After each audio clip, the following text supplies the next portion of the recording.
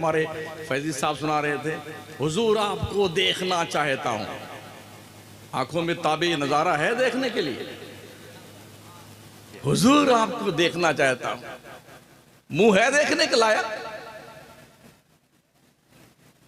न जुमा का पता, न पंज वक्ता नमाज का पता, न रोजे का, न हलाल की तमीज, न हराम की तमीज, न जबान पे लगाम, न नजरों पे लगाम, न बेशर्मी पे लगाम। हुजूर आपको देखना चाहता हूं। ये मुंह और पुदीने की चटनी। शर्म कर लो, शर्म। लोग कहते बहुत कड़ा बोलते हैं आप खुद ही बुलवाते हैं हमसे कड़ा।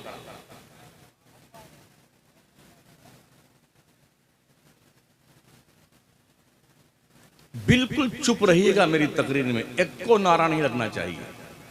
काश हम जलसों से कुछ सीखते तो बड़ा अच्छा होता।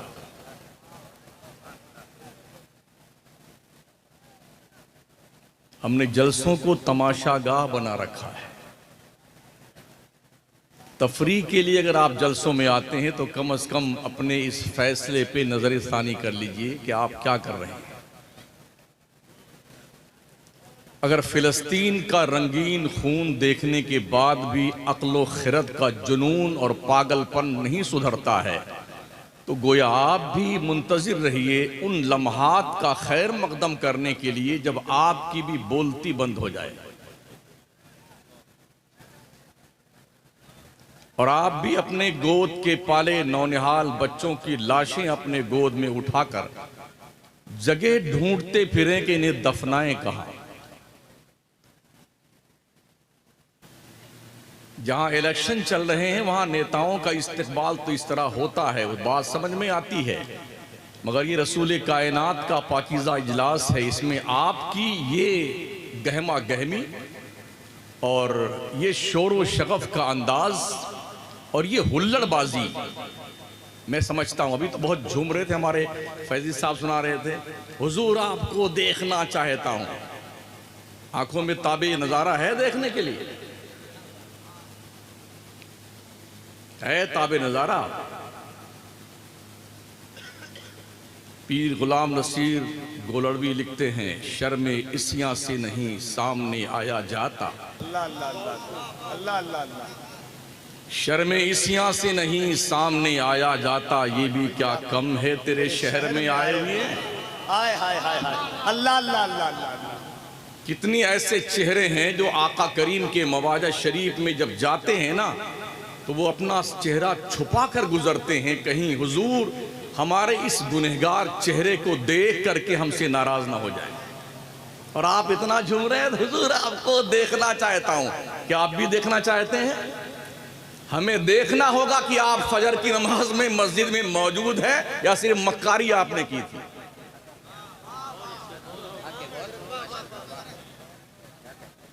वो तो इस इलाके के इमाम बताएंगे कि कितने नमाजी फजर में आए। हुजूर आपको देखना चाहता हूं। मुंह है देखने के लायक? न जुमा का पता, न पंज वक्ता नमाज का पता, न रोजे का, न हलाल की तमीज, न हराम की तमीज, न जबान पे लगाम, न नजरों पे लगाम, न बेशर्मी पे लगाम। हुजूर आपको देखना चाहता हूं। ये मुंह और पुदीने की चटनी। शर्म कर लो, शर्म। लोग कहते बहुत कड़ा बोलते हैं आप खुद ही बुलवाते हैं हमसे कड़ा।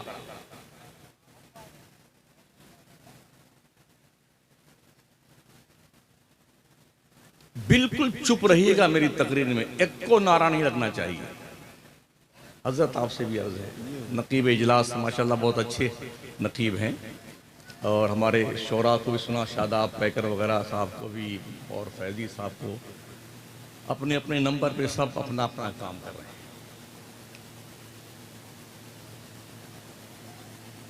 छुपाकर आस्ती में बिजलियां रखी हैं गर्दों ने, अनादिल बाग के गाफिल न बैठे आशियानों में।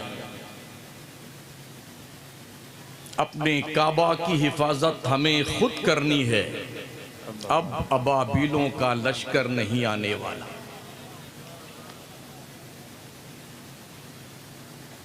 खुदा ने आज तक उस कौम की हालत नहीं बदली, न हो जिसको ख्याल आप अपनी हालत के बदलने का। कातिल ने किस सफाई से पहुंची है आस्तीं, उसको खबर नहीं कि लहू बोलता भी है। दुरूशी पढ़ लें। अल्लाहुम्मा सल्लि अला सय्यिदिना मौलाना मुहम्मदिन व अला आलिहि व अस्हाबिहि व बारिक वसल्लिम सलातन व सलामन अलैका या रसूल अल्लाह अलैका सलातु व सलाम। मेंबर नूर पे हमारी जमात के ये गाने रोज़गार बावकार जी सलाहियत मुअक्कर उलमाए ज़वील एहतराम मुफ्तियान किराम अइम्मे मसाजिद शोराए इस्लाम मद्दाहान मुस्तफ़ा और तालिबान उलूम नबविया अपनी तमाम तर जलवा सामानियों के साथ तशरीफ़ फरमा हैं, जलवाबार हैं। मैं कोशिश करूँगा कि अपने वक्त में कुछ मुफीद और कारआमद बातें आप तक पहुँचाऊँ। मैं तकरीर समझाने के लिए आया हूँ, तकरीर जमाने के लिए नहीं। क्या बात है। इसलिए मैं पूरे मुल्क में इसी ढंग से बोलता हूँ। मुझे ये नहीं शौक चल रहा था कि अगले साल फिर मुझे आप बुलाइए, इसका कोई शौक नहीं मुझे। अल्लाह ने जहां जहां रोजी लिखी है ना, वहां वहां मुझे भेजेगा। हम इस पर ईमान रखते हैं। क्या बात है, सुभान अल्लाह। ना मुझे कमेटी की चमचागिरी करनी आती है और न किसी सेठ साहूकार की। मैं सबकी क्लास एक साथ में लेता हूं।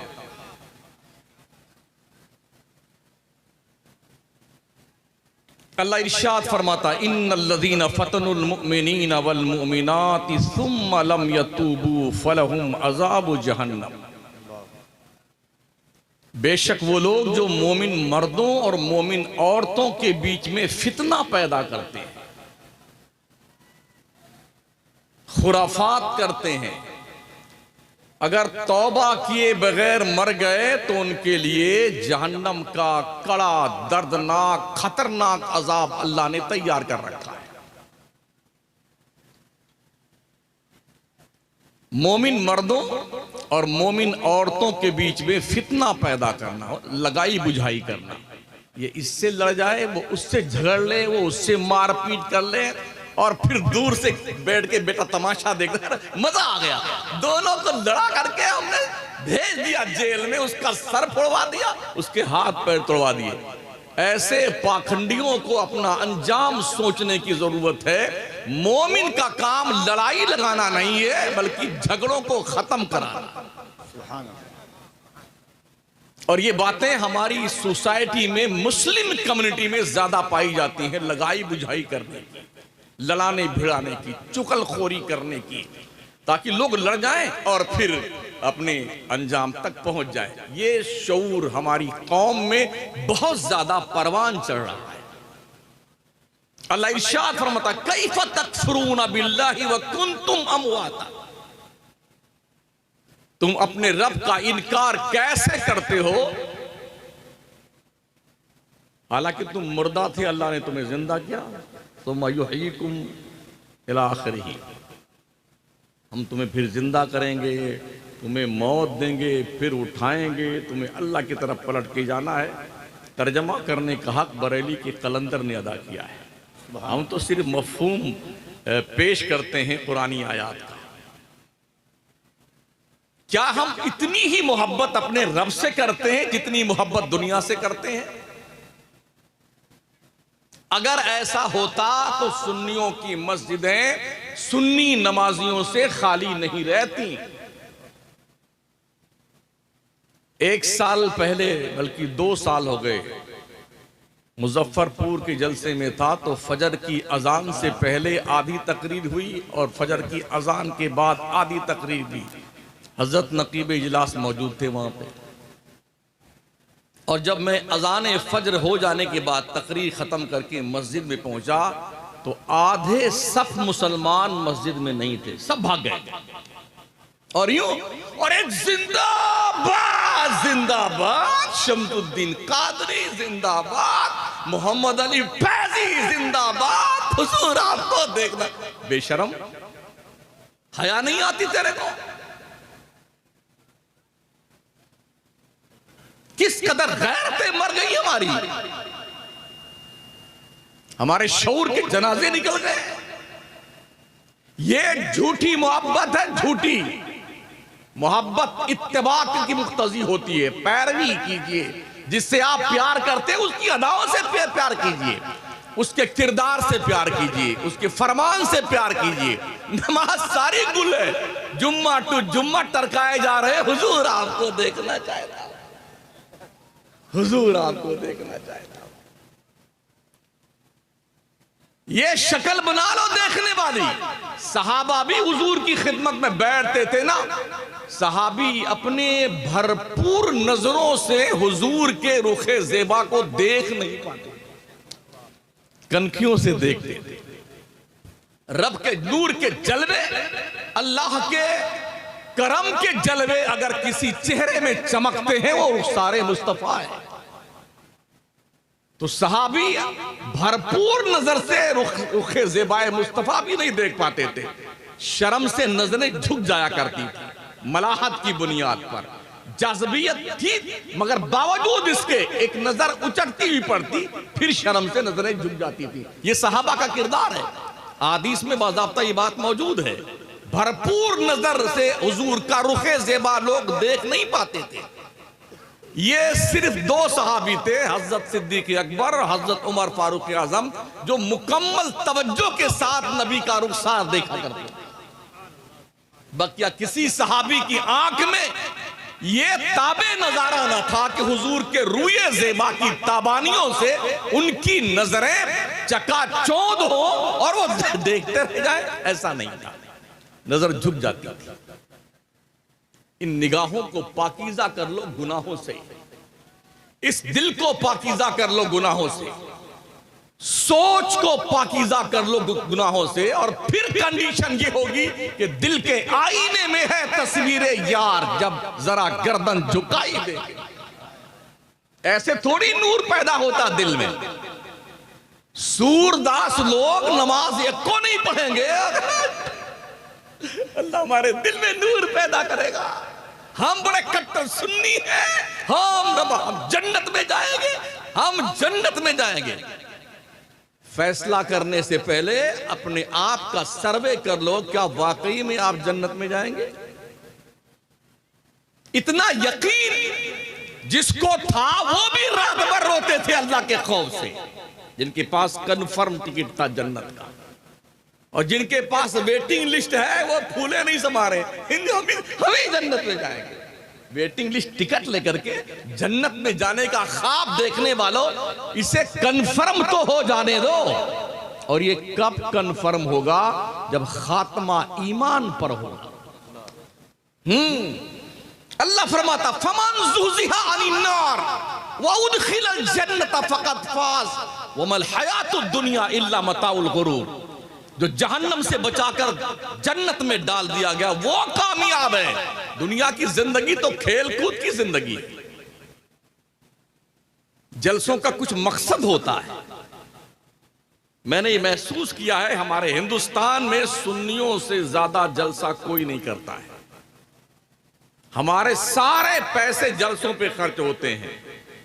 मुकाबला आराई में उस गांव के लोगों ने जलसा किया तो उससे बड़ा हम करेंगे। काश ऐसा होता, जलसे भले छोटे होते मगर ये अहद करके उठिए, अगर उस गांव के लोगों ने 5 मसलों पर अमल करने का अज़्म और अहदो पैमान किया तो हम 10 मसले पे अमल करेंगे, तब तो कोई बात होती है। वरना हमारे गला फाड़ने से, फैजी साहब की गुलूकारी से, शादाब पैकर की जोड़ी से, कफील अंबर की नकाबत से और हमारे सारे उलमा की खिताबत से क्या फायदा आपका? मुझे बताओ ना यार। अगर आप नमाज नहीं पढ़ते तो क्या फायदा है?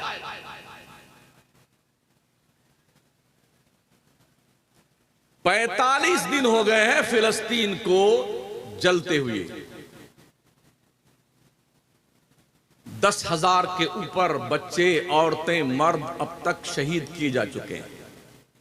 क्या एक भी नमाजी का इजाफा हमारी मस्जिद में हुआ? हमारे इमाम हजरात जो बैठे हैं वो जरा बताएं कि इस तनाजुर में, जबकि पूरी दुनिया में हाहाकार बचा हुआ है, क्या एक भी नमाजी एक्स्ट्रा आया हमारी मस्जिद में? वही जुम्मन, वही शुभराती, वही खैराती, 10-12 लोग, 15 लोग, एक सब, 1.5 सब, और इतने कट्टर सुन्नी है पूरी देग साफ कर जाए। बिरयानी, पुलाव, कोरमा, मुतंजन, हलवे, जलवे, मुर्गा, तीतर, बटेर, मछली खा के टंकी पे हाथ फिराए जा रहे हैं। लोगों नजरे सानी कर, खुदा के लिए मान जाओ सुन्नियों, अपनी सफों में बाज़ाब्ता तौर पर सीसा पिलाई दीवार की तरह आप बन जाइए, एक हो जाइए सुन्नियत के नाम पर, मसलक आला हजरत के नाम पर, और आपकी कोई एक नमाज जिंदगी की छूटनी नहीं चाहिए। तब तो आप मसलक आला हजरत के माने झुट्टे, वरना झुट्टे हैं आप।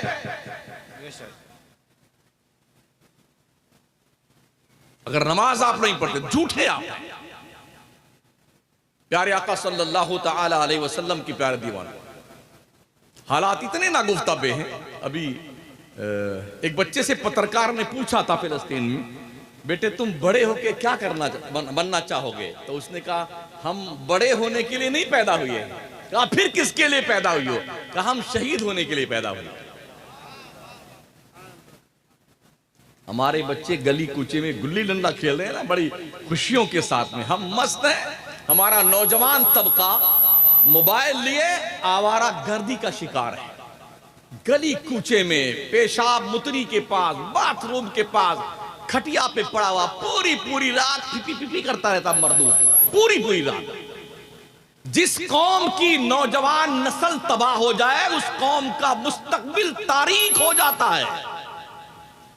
और बदकिस्मती से आज की तारीख में मुस्लिम कम्युनिटी की नौजवान नस्ल को दीमक खा गई,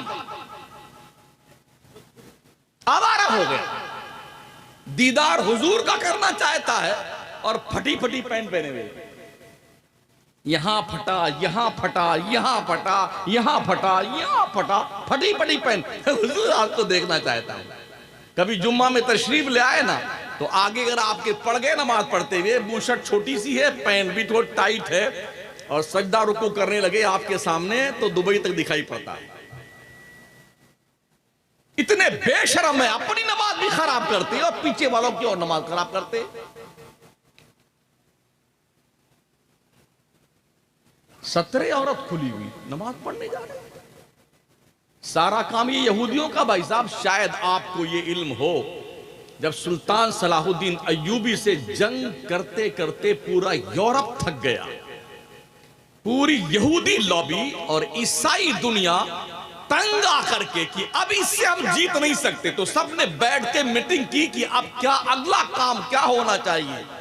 तो झुझला करके सबसे बड़े पोप ने कहा, सलाहुद्दीन तू कभी तो मरेगा, तेरे बाद तेरी कौम में कोई सलाहुद्दीन अय्यूबी हम पैदा नहीं होना। ये तारीख साज जुमला था यहूदी और ईसाइयों की मीटिंग में बड़े पादरी और पोप का, और वही हुआ। सुल्तान सलाहुद्दीन अय्यूबी के बाद अब तक हमारी कौम में कोई सलाहुद्दीन अय्यूबी नहीं पैदा हुआ। और नचनियों का सीरियल देखने वालों, फिल्मी दुनिया के एक्टरों को अपना बाज़ाब्ता तौर पे आइडियल बनाने वालों, कभी तुमने खालिद बिन वलीद को भी पढ़ा? कभी तुमने साद इब्न अबी वक्कास की खिदमाते दीनिया का जायजा लिया? कभी तुमने अबू उबैदा इब्नुल जर्राह की कमांडरी का जायजा लिया? कभी शर्जील बिन हसना की कमांडरी का आपको देखा आपने? कभी हजरत अमर बिन आस की हुकूमत करने का अंदाज देखा आपने? हजरत उमर फारूक आजम की हुकूमत करने का, 22.5 लाख मुरब्बा मील की जमीन पर हुकूमत करने वाला अपने हाथ की हथेली को तकिया बनाकर जमीन पर सोता है। कभी पढ़ा उनकी हिस्ट्री आपने? कभी करबला के हुसैन इब्न अली को पढ़ा आपने? कभी मोहम्मद बिन कासिम को पढ़ा आपने? कभी तारिक बिन जियाद को पढ़ा आपने? सलमान खान, इमरान खान, फलाने खान, डकाने, ये नचनियों को पढ़ करके तुम अपने आप को ये समझते हो कि हमारे ये तो यही आइडियल हैं, जैसा ये करेंगे वैसा हम करेंगे। जलील हो जाओगे।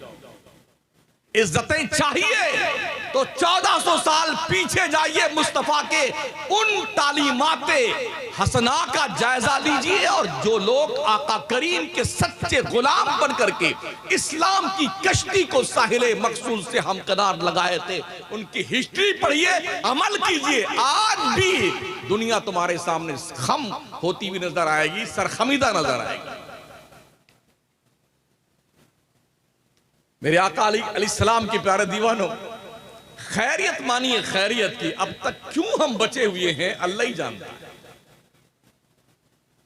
बुराइयां हमारे दहलीज़े मोहब्बत पर दस्तक दे रही हैं। हालात ये हैं कि कुछ पता नहीं है कि कब किस घर से कौन सी बच्ची घर से भाग करके गैरों के साथ अपनी जिंदगी गुजारने का अहदो पैमान बना।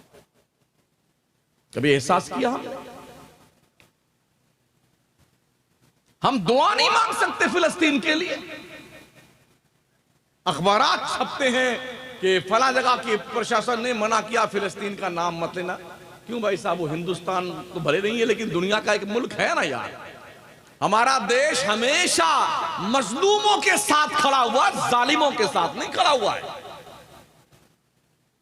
और बाज़ाब्ता तौर पर भूतपूर्व प्रधानमंत्री अटल बिहारी वाजपेयी का बयान, स्पीच मौजूद है। इजराइल को हम 1 इंच जमीन देने के फेवर में नहीं है फिलिस्तीन की। हम फिलिस्तीन के साथ खड़े हैं। फिलिस्तीन मजलूम है, इजराइल जालिम है, हम उसके मुल्क को तस्लीम नहीं करते। ये आज भी ऑन रिकॉर्ड मौजूद है। अखबार पढ़िए तो दिल्ली की पुलिस ने दिल्ली के मौलाना और इमाम को पाबंद किया, कोई भी फिलिस्तीन के लिए दुआ नहीं करेगा। तो क्या मुसलमान अब दुआ भी तुम्हारे बाप से पूछ के मांगेगा?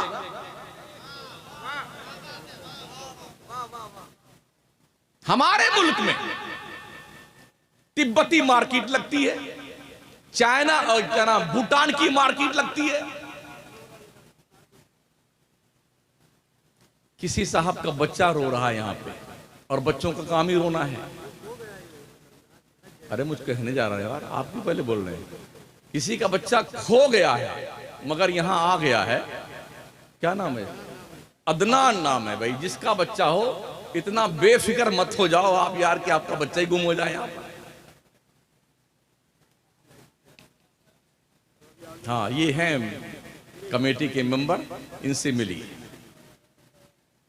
तिब्बत की मार्केट लगती है। शरणार्थी बहुत सारे हमारे मुल्क में भी हैं, दिल्ली में भी, कलकत्ता में भी, हैदराबाद में, कश्मीर के इलाके में, अहमदाबाद में, मुंबई में हमने देखा बहुत बड़ी मार्केट है। अफगानिस्तान के लोग भी शरणार्थी हैं। अगर ये शरणार्थी हमारे मुल्क के 1 भी इंच जमीन पर कब्जा कर लें तो दुनिया तो बाद में, पहले मुसलमान उनके हाथ पैर तोड़ करके अपाहिज बना देगा।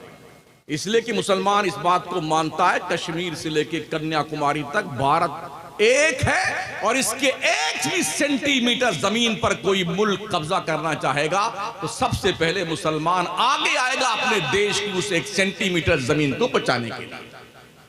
ये बात तय है। फिलिस्तीन की सरजमीन पर इन कुत्तों को, जिन्हें यहूदी कहा जाता है, बर्तानिया ने भगाया, कनाडा ने भगाया, जर्मनी ने भगाया, अमेरिका ने भगाया, दसियों मुल्कों ने अपने यहां रख करके सब भगा दिया इन मरदूदों को। जब भागते भागते कहीं पनाह नहीं पाए तो फिलिस्तीन के गयूर मुसलमानों ने अपने मुल्क की 10% जमीन पर उनको आबाद किया।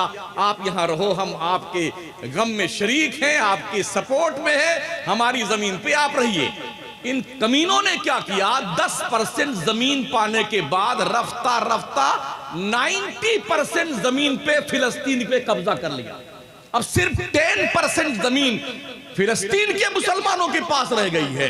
मुझे बताइए, क्या कोई इसको बर्दाश्त कर सकता है? जो फिलिस्तीन का आदमी, मुसलमान, अपनी जमीन को आजाद कराने के लिए संघर्ष कर रहा है, पूरी दुनिया उसे आतंकवादी कहती है। क्या लॉजिक तुम्हारी है यार? पागल तो नहीं हो गए हो? अगर हम हमारी जमीन को चाइना से छुड़ाने के लिए संघर्ष करें, क्या दुनिया हमें आतंकवादी कहेगी? जी नहीं, हम अपने जमीन के हिस्से को आजाद कराने, यही काम फिलिस्तीन कर रहा है।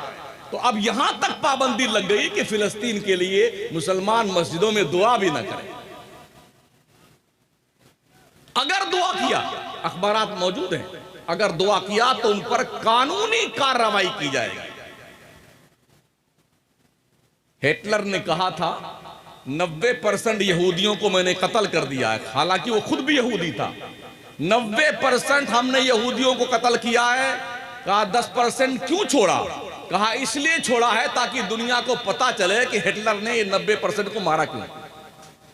ये 10% इतने हराम उद्धार है ना, इतने हराम उद्धार है, इसलिए छोड़ दिया है बीज के लिए, ताकि दुनिया को पता चले हिटलर ने जो 90% यहूदी का कत्ल किया था वो ठीक किया था। जमहूरियत किसे कहते हैं? जानते हो जमहूरियत क्या है? दो चार लफ्जों में सुन लें। हिटलर से भी किसी ने पूछा था जमहूरियत क्या है, तो जानते हो उसने क्या कहा?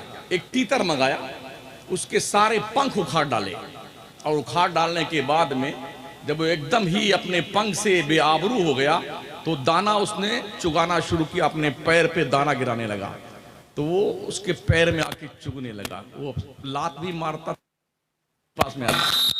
उसने कहा इसी का नाम जमहूरियत है। हिटलर ने क्या कहा था? इसी का नाम जमहूरियत है।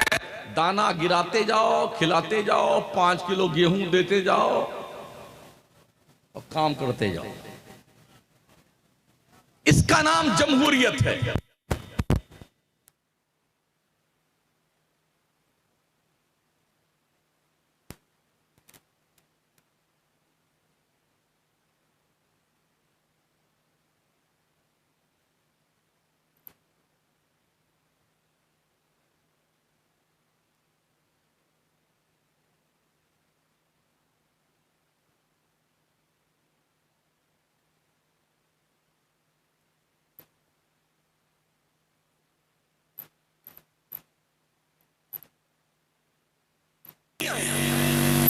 या तो इस्लाम का झंडा गाड़ के जाएंगे या हमारे लाशें यहां पर दफन होगी जमीन पर।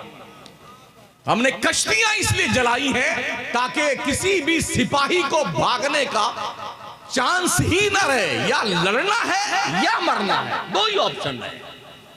तब इस्लाम 8000 मुसलमानों ने गैर मुल्क में जाकर के उंदुलुस की सरजमीन पर इस्लाम का परचम लहराया। कभी सोचा आपने? आज हम दुनिया के नक्शे पे 2.5 अरब की तादाद में, 2.5 अरब, इंसानी आबादी 7.5 अरब है, जिसमें 2.5 अरब सिर्फ मुसलमान है। दुनिया का हर 5वां कैंडिडेट मुसलमान है।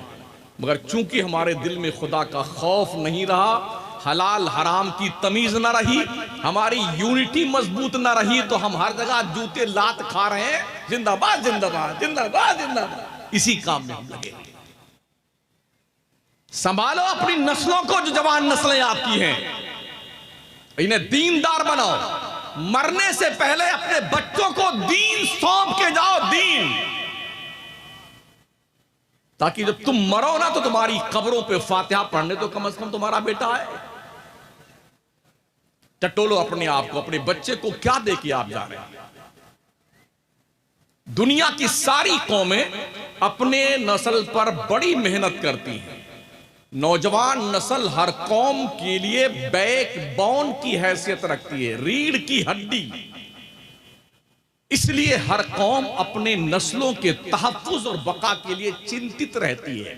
कनाडा, जर्मनी, बर्तानिया, लंदन, कहां सारे बच्चे लोगों के पढ़ते हैं। क्या सबको झुंझुना पकड़ा दिया? धर्म का, मजहब का, मंदिर का, मस्जिद का, बजाते रहो, नाचते रहो। हमारे बच्चे, हम भी एमपी, हमारा बेटा भी एमपी, हम भी एमएलए, हमारा बेटा भी एमएलए, हम भी मिनिस्टर, हमारा बेटा मिनिस्टर। और तुम पागलों की तरह फिरो, रोड पे जाओ, वहीं मरो, वहीं जियो।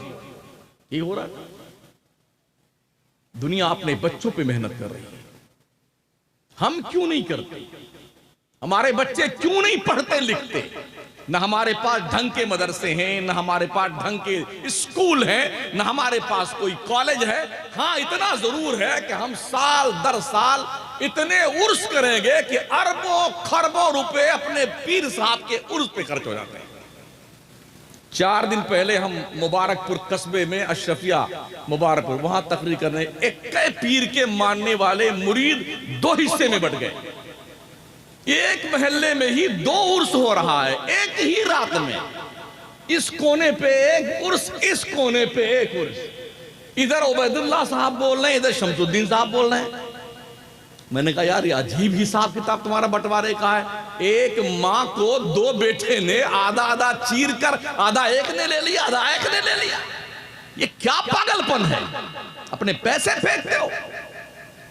अभी इसी 3 दिन पहले का एक मैसेज हुजूर रफीक मिल्लत सैयदी सरकार नजीब मियाँ साहब की बिला दामत फैज़ुकुमुल आलिया सादात मारहरा से हैं। वो फरमाते हैं कि पीरों की दुआओं से मुरीद के पास साइकिल भी नहीं आ पाती, और मुरीदों के नजराने से पीर जो है मर्सिडीज कारों में घूमता है, बंगले बनाता है और गाड़ियों में चलता है और बड़े बड़े फ्लैट में रहता है पीर मुरीदों के नजराने पे। फरमाते हैं ये सर खुदा ने दिया है रब की बारगाह में झुकाने के लिए, पीर की टांग पे झुकाने के लिए नहीं दिया है। हुजूर रफीक मिल्लत फरमाते हैं अल्लाह ने ये सर दिया है अल्लाह के दहलीज पे झुकाने के लिए, पीर के जूते और टांग पे झुकाने के लिए अल्लाह ने सर नहीं दिया। पीर से मोहब्बत से मुसाफा करो, हाथ दस्तबोसी करो, बस इतना ठीक है, लेकिन अपने सर को झुका। हम देखते हैं बहुत सारे हैं बेटे, जब पहुंचेंगे मुसाफा करने के लिए पीर से तो पूरा पूरा सर घुसा देंगे उसकी टांग में, यहां बैठ के पांव चूमेंगे, यहां चूमेंगे, और वो भी पहले से फैलाए रहते हैं, चूमते रहिए चूमते रहिए। ये तमन्ना होती लोगों की मैं बैठा रहूं और लोग नियत बांधे खड़े रहे। मेरे नबी फरमाते जो शख्स ये नियत रखता हो कि मैं बैठा रहूं लोग मेरी ताजीम के लिए खड़े रहे, उस शख्स को अपना ठिकाना जहन्नम में बना लेना चाहिए।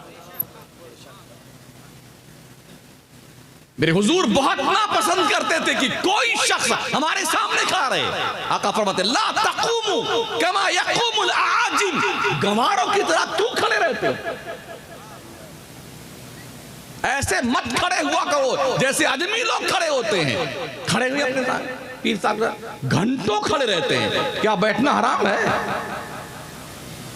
जी नहीं, मगर ये जुनून का अर्जा हमारे यहाँ है।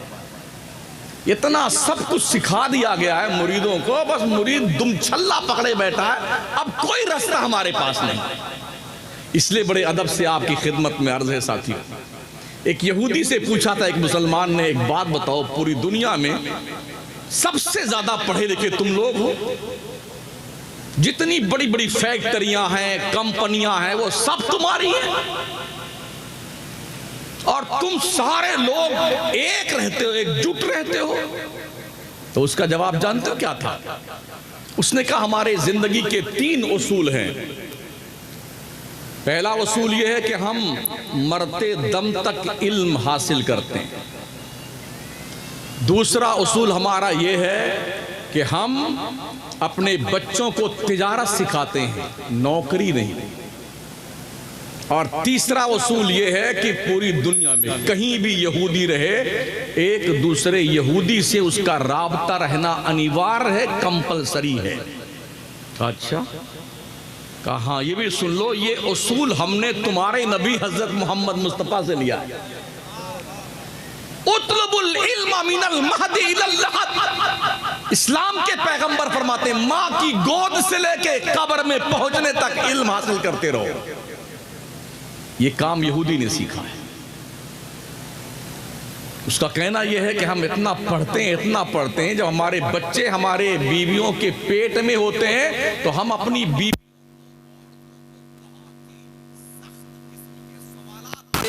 बैठ के ताकि वो उसको हल करने में टाइम पास करे। और हमारे यहाँ क्या है, अगर बच्चे पेट में हुए ना तो पूरी रात पूरा दिन लिए मोबाइल लिए मोबाइल लिए मोबाइल लिए मोबाइल, ये टाइम पास कर रही। तो ऐसे गोद में परवान चढ़ने वाले बच्चे नचनिए नहीं बनेंगे तो क्या मोहम्मद बिन कासिम बनेंगे? ऐसी गोद में परवान चढ़ने वाली बच्चियां अदाकारा नहीं बनेगी तो क्या फातिमा जहरा की कनीज बनेगी? सोचिए और 100 बार सोचिए। उसने कहा हम अपनी बीवियों को सख्त से सख्त सवालात देते ताकि वो उसे हल करें, और जब तक मरते नहीं तब तक हम इल्म हासिल करते रहते हैं। दूसरे ये कि हम अपने बच्चों को तिजारत सिखाते हैं। हम नौकरी के लिए बच्चों को तालीम नहीं देते हैं। हम क्या करते हैं, अरे यार पढ़ने लिखने से नौकरी मिलती ही नहीं है तो कौन पढ़ने जाए, कौन पढ़ने जाए जब नौकरी नहीं मिलती। हमारी सोच है नौकरी करने की। ओ लोगों, नौकरी करने की सोच मत रखो, नौकरी देने की सोच रखो। जिस कौम में यह शऊर पैदा हो जाए मुझे नौकरियां देनी है, नौकरी करनी नहीं है, वो कौम बावकार हो जाती है। और उसने कहा हमारी जमात यहूदी बिरादरी में कोई खरबोपति क्यों ना बन जाए, लेकिन वो अपने मजहब के बाउंड्री से बाहर नहीं निकल सकता। वो अपने बिरादरी के लोगों को सपोर्ट कि कोई वो यहूदी आगे, कोई यहूदी मोहताज ना रहे। हमारे यहाँ हालात क्या है, अगर कोई मालदार बनने लगता है ना तो उसका मिजाज बदल जाता है, चलने फिरने का अंदाज बदल जाता है, खाने पीने का अंदाज बदल जाता है। पहले ठीक चलता था तो अब यूं चलता है। बाकी लोग समझे मुद्दा आ रहा, फासले पैदा कर लेता गरीबों में और अमीरों में कि ये गरीब है हम अमीर हैं, ये हमारी कौम का हाल है, ये मोहताज है और हम मालदार हैं, ये हमारी कौम का हाल। मगर ये बात को नहीं मानता है, वो अपनी कौम के गरीबों को सपोर्ट करता है। उनकी यूनिटी दुनिया के नक्शे पे सिर्फ 80 लाख यहूदी है, मगर ऐसे मुनज़्ज़म है पूरी दुनिया को उंगली पे नचा रखा। तरक्की कहां से कर रहे हैं लोग? कुरान पढ़ के। अंतरिक्ष में जा रहे हैं, चांद पे प्लॉटिंग कर रहे हैं, मादनियात के खजाने निकाल रहे हैं, गैस, डीजल, पेट्रोल, सोना, चांदी, हीरे, जवाहरात। कुरान पढ़ते हैं, कुरान पे रिसर्च करते हैं, तो तरक्की वो कर रहे हैं। हमने कुरान किस काम के लिए रखा हुआ है? कोई मर गया ना तो फतिया करने। हाँ, काश हमने कुरान को एक नुस्खे कीमिया से माना होता और पढ़ा होता कुरान, हम भी तरक्की की राह पे गामजन होते। हाँ, हमारे यहाँ कुरान तो रखा हुआ ऊपर वाले ताक पे ना, चाहे धूल जम जाए, गर्द जम जाए, और रमजान में ही उठेगा। तो हम कुरान को पढ़ते हैं फातिहा के लिए, बख्शिश करवाने के लिए, और कोई बीमार उमार हो गया तो दम करने के लिए, और फिर भी ठीक नहीं होता है तो आड़ी तेरी लकीर बना के, तावीज का पोटला बना के पहन लीजिए, इसको आप ठीक हो जाएगा। ये काम कर दुनिया कुरान पढ़ रही है, अंतरिक्ष में जा रही है दुनिया, कुरान पढ़ रही है, पनडुब्बी बना रही है, मीज़ आइटम बम बना रही है। और जिस कौम के पास ये खजाना मौजूद है वो कौम मंगता बन गई है, भिखारी बन गई है, फकीर बन गई है। क्यों? इसलिए कि इसने पढ़ना छोड़ दिया। इसको कहां उर्स है? हमारे यहां अगर 365 दिन पे बुजुर्गों के उर्स बांटे जाएं, एक दिन के हिस्से में 50-50 उर्स आएंगे। कौम के सारे पैसे उर्सों पे खर्च होते हैं, जबकि कोई जरूरत नहीं है मज़ारात पर पैसे खर्च करने की। उस अल्लाह के बंदे को जो जन्नत की बहारों में सो रहा है, तेरे इस जुब्बे, दस्तार, फूल, हार, माला, और ये जी जनाब बढ़िया बढ़िया चादरें 51,000 की, 1 लाख की। फकीर बेटा मांगते मांगते ठंडी से मर जाता है बाबा की चौखट पर, मगर मरदूस सठियाया हुआ सेठ वो 1 लाख की चादर खरीद करके मजार पे चढ़ाना तो फजीलत की बात समझता है, मगर उस 1 लाख रुपए को गरीबों में देकर के अपनी कौम के लोगों को बावकार बनाने के लिए हमारी कौम के सठियाए हुए सेठों को शर्म आती है। हमारी माएं बहनें खुद ही ऐसे ऐसे कपड़े बच्चियों के लिए खरीद के लेके आती हैं, छोटा छोटा कपड़ा, ये टॉपर है, ये चड्डी है, इतने बारीक बारीक कपड़े अपनी बच्चियों को पहनाती हैं। पैंट पहनाएगी, लेगी पहनाती हैं, हमने कहा ये लेगी क्या बला होती है? तो मालूम है बिल्कुल बंदूक की तरह नहीं होता है, एकदम एकदम बंदूक की तरह पतला पतला पैर से चिपका हुआ, उसको लेगी कहते हैं। अच्छा भाई, तो अब ये लेगियां पहनाती हैं। बोले अभी तो पैंट पहना रहे हैं, टॉपर पहना रहे हैं, आगे चल के सब ठीक हो जाएगा। कब ठीक होगा? जब उसकी लाश कहीं नाली में पड़ी हुई मिलेगी तब ठीक होगा। किसी झाड़ी में तुम्हारी बच्चियों की मुंडी कटी हुई मिलेगी तब ठीक होगा हाल। जिस्म के कई टुकड़े करके बक्स में बंद करके और नाली में दबा दिया जाएगा, तब तुम्हारे बच्चियों को होश आएगा, तब उनकी अकल आएगी, ये अब ठीक हो जाएंगी। अगर हमें शऊर नहीं आता है तो मरने के लिए तैयार रहने की जरूरत है। होश के नाखून लेने के लिए। आज हमारी कौम का मिजाज जुआ खेलने का, शराब पीने का बन चुका है, एमडी खाने का बन चुका है।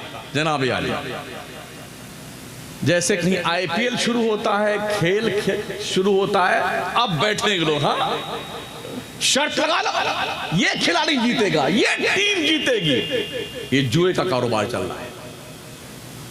हमारी कौम का नौजवान इस जुए और सट्टे में डूबा हुआ है। हमारे बच्चे बाज़ाब्ता तौर पर इस जुए के कारोबार में ऐसे लिप्त हैं। अब जने कैसे कैसे कारोबार जुए के हमारे माशरे में आ गए हैं, और पैसा कमाने की लालच ने हमारी कौम के बच्चों को इसमें ऐसे डुबो दिया है कि अब ये डूबने के बाद निकलने की सोच नहीं पाते। घर बिक जाता है। जुआ खेलते खेलते हमने देखा है एक शख्स अपनी बीवी हार गया।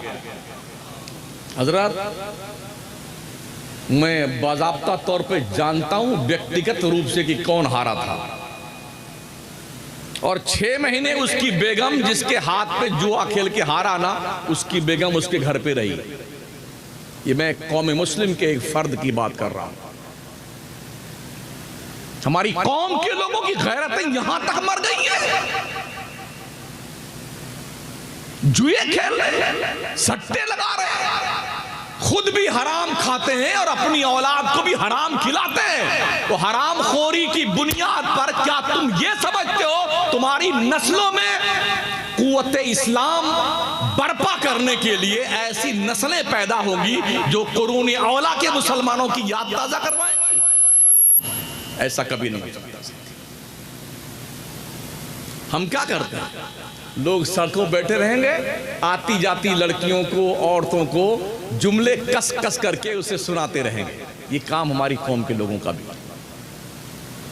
हजरत ख्वाजा अब्दुल वाहिद बिन जैद रहमतुल्लाह ताला अलैह, अल्लाह ने बताया कि ख्वाजा अब्दुल वाहिद बिन जैद, तुम्हारी बीवी जो है ना, वो एक काली कलूटी है, नाटे कद की है, वो कर्न के इलाके में किधर रहती है, जंगल में बकरियां चराती है। तो कहा या अल्लाह, मैं उसे देखना चाहता हूँ। अल्लाह ने एड्रेस बताया उस खातून का। वो ढूंढते ढूंढते ढूंढते ढूंढते जन्नत वाली बीबी को तलाश करते करते पहुंच गए वहां पर।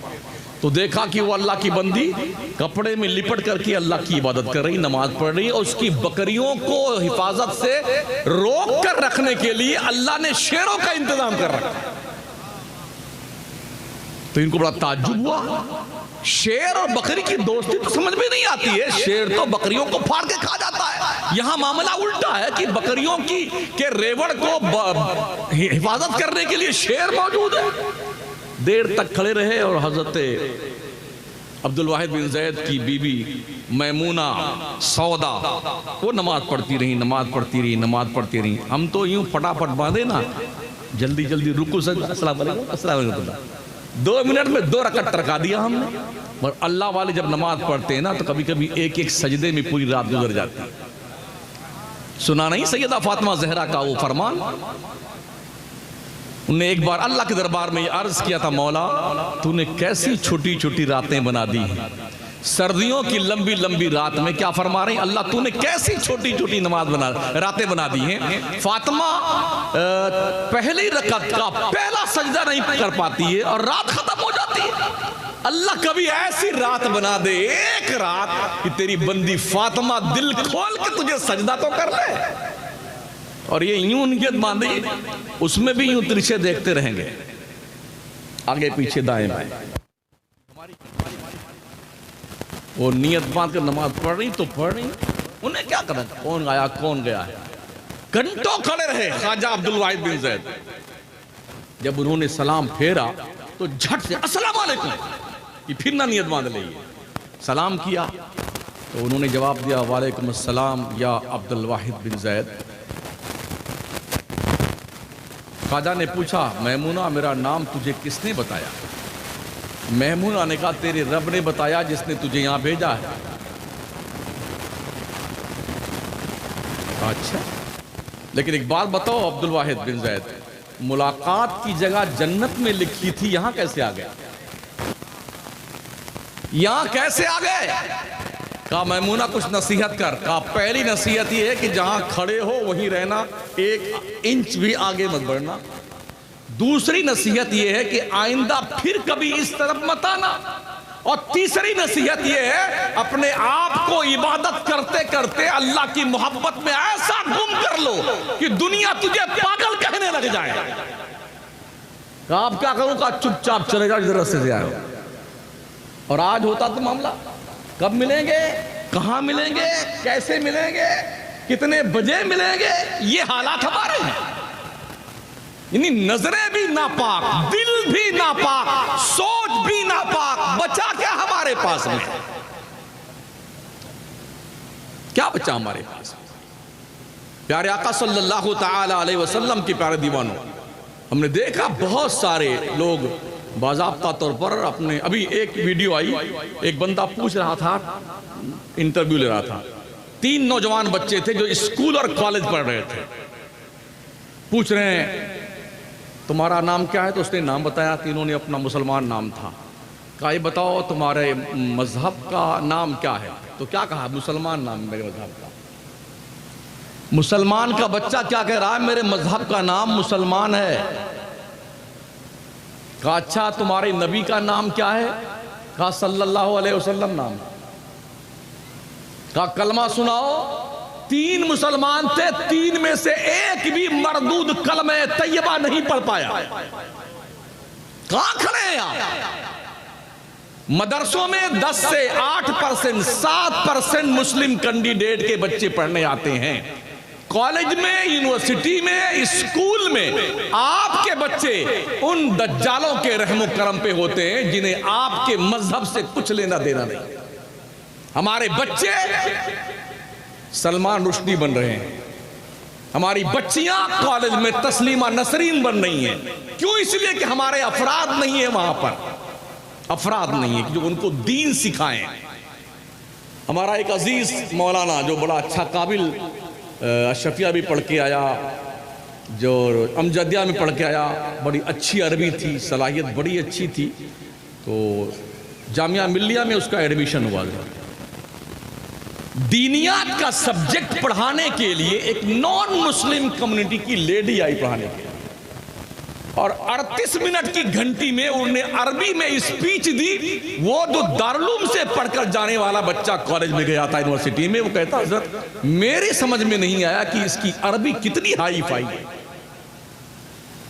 गैर कितनी मेहनत करता हमारे मजहब पर। दीनियात का सब्जेक्ट एक काफिरा पढ़ा रही है और हम क्या बड़े खुश हैं।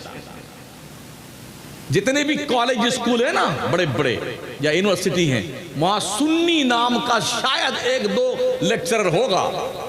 बनामे मुस्लिम कोई है तो इस्लाही है, फलाही है, मज़ाहरी है, नदवी है, सल्फी है और जमात इस्लामी का है। सुन्नी गुल, सुन्नी कहां मिलेगा? मज़ार पे चादर चढ़ाता हुआ, फूल चढ़ाता हुआ, नजराने खुलूस पेश करता हुआ, आधा घंटा झूम झूम के सलाम पढ़ता हुआ, चाहे सुबह हो जाए पढ़ेंगे तो सलाम। जनाजा रखा हुआ है 24 घंटे से घर के सामने, अभी बेटा नहीं आया, अभी बेटी नहीं आई, आ जाने के बाद भी नहला धुला करके फिर वहां कम से कम 15 शेर पढ़ते सलाम के। ये हम सुन्नी लोग। बड़े अदब से आपसे अर्ज है, कम से कम अपने हालात का जायजा लीजिए, नजर सानी कीजिए। आप ओ मालदारों, अल्लाह ने तुम्हें दौलत दी है ना, तो गरीब बच्चों पर, जो बच्चे पढ़ते हैं, जीनियस हैं, जिनके दिमाग अच्छे चलते हैं, माइंडेड हैं, मगर पैसों की बुनियाद पर पढ़ नहीं पाते हैं, तो उन बच्चों की फीस भर दिया करो अपनी तरफ से। अगर वो बच्चा पढ़ लिख के IAS अफसर बनेगा, IPS बनेगा ना, तो मरते दम तक तुम्हारा एहसान भी मानेगा। कोई जरूरत पेश आई तो मिल्लत का दर्द भी उसके सीने में रहेगा। गुज़िश्ता 50-60 साल से हम यही सुनते आ रहे हैं, पुलिस की नौकरी नहीं करना चाहिए, फौज में नहीं जाना चाहिए, सब हराम खाते हैं, धकाना करते। आज एहसास हो रहा है हमारे इस 50-60 साल में जिन पागलों ने ये बात कौम में फैलाई कि पुलिस की नौकरी नहीं करनी चाहिए, आज लगता काश हमारे बंदे भी पुलिस में होते ना, तो इतना जुल्म तो हम पर नहीं होता, इतना जुल्म हम पर नहीं होता। एहसास कीजिए, बेदार हो, जागें।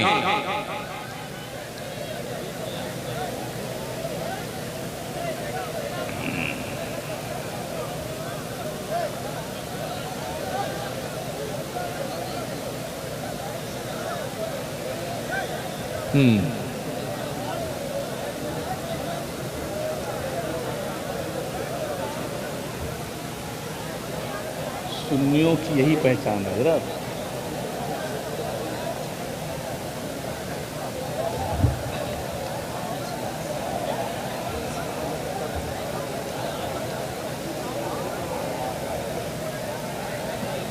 हेलो भाईजान, अभी 10 मिनट लगे जाने में, 10 मिनट कम से कम, तब तक तो बैठे हैं आप।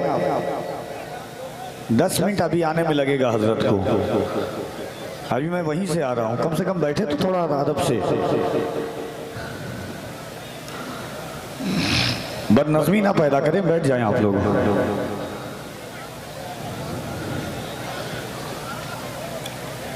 और अदब के साथ बैठे।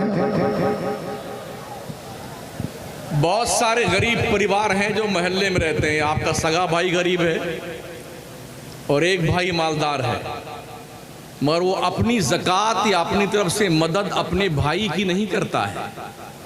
यूं तो हातिम ताई बन के बैठता है बाहर, खुद के भाई की मदद नहीं करता, जबकि कुरान का फरमान ज़विल कुर्बा वल यतामा वल मसाकीन वब्न सबील वस्साइलिना फिर रिकाब इला आखिरी, सबसे पहला हक करीबी लोगों का बनता है।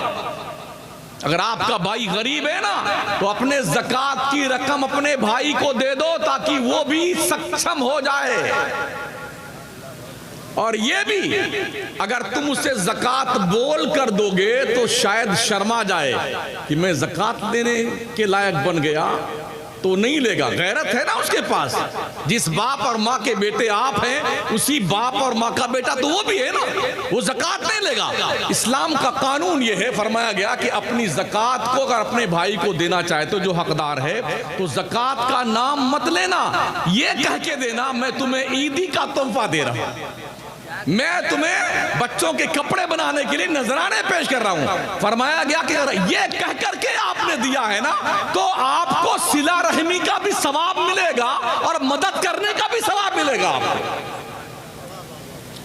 मगर होता यह है, लोग ये चाहते हैं कि ये और गरीब रहे और गरीब रहे, इस ताड़ में रहते हैं कब ये अपना मकान बेचे और हम अपना मकान बढ़िया से फैला के बना लें। बिल्कुल उसी एक बादशाह की तरह जिसने अपना एक महल बनाया, तो महल से लग करके एक डोकरी बुढ़िया का एक झोपड़ा था। बड़ा मेहनत किया, कोशिश की, लालच दिया, पैसा ले ले बुढ़िया, ये झोपड़ा बेच दे, तेरा मकान अलग बना देते हैं, कहा नहीं हम तो इसी में रहेंगे, हम तो इसी में रहेंगे।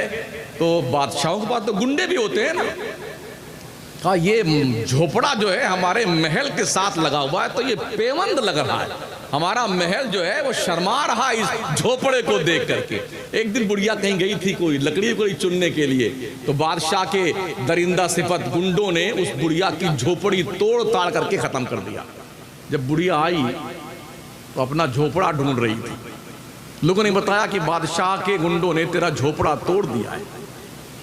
उसने कहा मेरा झोपड़ा तोड़ दिया? खड़े होके आसमान की तरफ उसने आवाज दी, ए अल्लाह, मैं घर पे नहीं थी, तू कहां था? एक मजलूम बुढ़िया की झोपड़ी तोड़ दी गई, तू कहां था? इतना जुमला कहना था कि पूरा बादशाह का महल धंस गया जमीन में।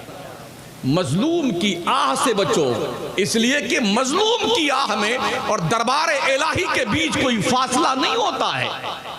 हाँ, दिल से जो आह निकलती है असर रखती है, पर नहीं ताकते परवाज मगर रखती है। किसी पे जुल्म मत करो साथियों, नाजायज कब्जा मत जमाओ किसी की प्रॉपर्टी पे, और अपने मुआशरे के अंदर इस्लाह पैदा करो। कोशिश करो लोगों को नमाज के लिए खींचने की।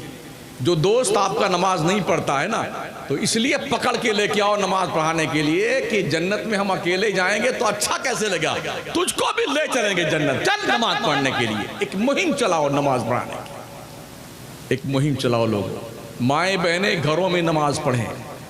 इस्लामी भाइयों, बुजुर्गों, दोस्तों, तुम अल्लाह के घर में आके नमाज पढ़ा करो। सुन्नी इमाम की इक्तदा में नमाज पढ़ा करो। वैसे भी बेचारे सबसे मजलूम तबका जो है वो मौलाना और इमाम लोगों का है। इस महंगाई के दौर में भी, जबकि हर चीज बहुत महंगी हुई, वो 3 चीजें अब भी सस्ती हैं: इमामत, तालीम की जिम्मेदारी, और एक और कोई है जो जहन में नहीं है। 3 चीजें अब भी सस्ती हैं। ये बहुत सस्ते मिलते हैं, 2000 में, 3000 में, 4-5 हज़ार में। ये नौकरी हमारे इमाम मुसलमान अपनी सबसे कीमती इबादत जिस इमाम के पीछे खड़ा होके करता है, उस इमाम को मंगता समझता। गरीब रहे, दबा कुचला रहे, तो तेरी नमाज भी दबी कुचली रहेगी। लूली, लंगड़ी, अंधी, गूंगी, बहरी, हाँ समझ ले कान खोल करके। अगर चाहते हो तुम्हारी नमाजें बावकार बने, तो अपने उलमा को अपना कायद समझो, कायद, अपना रहबर समझो। जब तक हिंदुस्तान का मुसलमान उलमा के पीछे चलता था, हम बावकार थे। उलमा के फतवों पे अमल करके ही हिंदुस्तान के माथे से गुलामी का दाग धुला गया। ये उलमा का एहसान है इस भारत देश पर, अखंड भारत पर। अल्लामा फजल हक खैराबादी ये भी मौलाना ही थे, चटाई पिटाई पर बैठ के पढ़ने पढ़ाने वाले थे। इन्होंने फतवा दिया था, तब हिंदू, मुस्लिम, सिख, ईसाई एकजुट होकर के अंग्रेजों के खिलाफ खड़े हुए थे और जंग करके लाखों ने बलिदान दिया और देश को अंग्रेजों गुलामी से आजाद करवाया। उलमा की देन। लेकिन आज उलमा को पीछे रखा जाता है। मौलाना लोगों की मीटिंग तो करेंगे, मगर आगे वो नेता ही आगे आएंगे। बिल्कुल ना जी ना, दाढ़ी नहीं है, मोछ नहीं है, कुर्ता पजामा नहीं है, एको वक्त की नमाज नहीं है, वो लीडरी करेंगे। उलमा के पीछे रहना सीखो। दुनिया की जिंदगी की सबसे कीमती इबादत नमाज है। उस नमाज का बाज़ाब्ता तौर पर जो दस्तूर बताया गया है, जो इमाम होगा उसकी शर्तें बयान की गई हैं। दाढ़ी होनी चाहिए, नमाजी होना चाहिए, खूबसूरत होना चाहिए, औरत उसकी ठीक ठाक होनी चाहिए, घर बार उसका ठीक, ये सारे मसले बताए गए। अगर क़यादत, आगे चलना, लीडरी करना आम बंदों का हक था, तो इस मुसल्ले पर भी वो लीडर ही होता। इससे बड़ी कमांडरी क्या हो सकती जो मस्जिद में इमाम कर रहा है। और एक बेहतर प्लेटफार्म मस्जिद का मिलता है इमाम को, हर जुमा को कौम के उलझे हुए मसाइल पे गुफ्तगू करे और कौम को समझाए कि तुम्हारे अंदर गड़बड़ी क्या है और इस गड़बड़ी को दूर करने का तरीका क्या है। यह भी अफसोस है, मुल्की पैमाने पे तकरीबन 60% इमाम ऐसे हैं जिन बेचारों को अगर नमाज में कुछ गड़बड़ी हो जाए तो कैसे सही किया जाए यही पता नहीं है। बड़े अफसोस की बात है। हमारे यहाँ बाज़ाब्ता तौर पर कोई सिस्टम नहीं। इधर पढ़ के निकले, इधर मुसल्ले पे जलवा फरमा, इधर पढ़ के निकले, इधर दरसे बुखारी देने पहुंच गए। कम से कम 2 साल ऐसे रहने चाहिए कि कैसे बच्चों को दरसे बुखारी दिया जाए, ये सिखाया जाए उस मौलाना को। उस इमाम को 2 साल नमाज के मसाइल सिखाए जाए, फिर मुसल्ले भेजा जाए।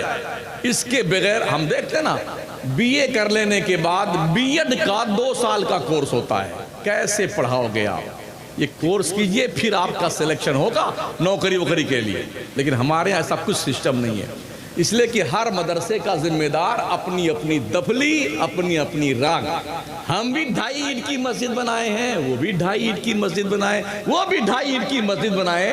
काश हमारे मदरसों के जिम्मेदारों का नेटवर्क मजबूत होता, आपस में तालमेल होता, और ये हम एहसास करते कि हम अपने बच्चों को मदरसों में कैसे पढ़ाएं।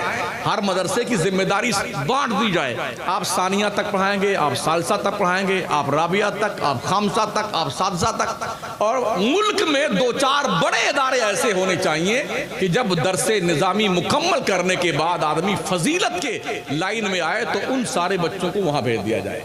मगर नहीं, 2 कमरा है तो दरसे बुखारी तक सबक है।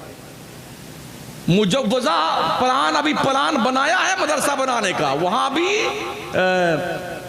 एक जमात में 3 बच्चे हैं, फिर 2 जमात में कोई नहीं है, फिर चौथी जमात में फिर 2 बच्चे हैं, और बुखारी तक। हमारे खत्म बुखारी होता भाई साहब, कहीं के नहीं, कहीं के नहीं। बड़े अदब से हम अपनी बिरादरी से भी अर्ज करेंगे, कहीं से तो शुरुआत हो यार, कहीं से तो हो कि हम अपने निज़ाम तालीम को दुरुस्त करें, निज़ाम तालीम, और कोशिश करें ज़िलाई पैमाने पर, स्टेट लेवल पर सिलेबस सारे मदरसों का एक हो, सब जगह के पर्चे एक जगह बनाए जाएं, बड़ी ही प्लानिंग के साथ और बहुत ही हिफाजत के साथ पर्चे डिस्ट्रीब्यूट किए जाएं, और उन्हीं पर्चों के आधार पे सारे मदरसों के बच्चों का इम्तिहान हो, पर्चे एक जगह जांचे जाएं ताकि शख्सियात निखर कर सामने आए। मगर ऐसा नहीं है साथी, ऐसा नहीं है।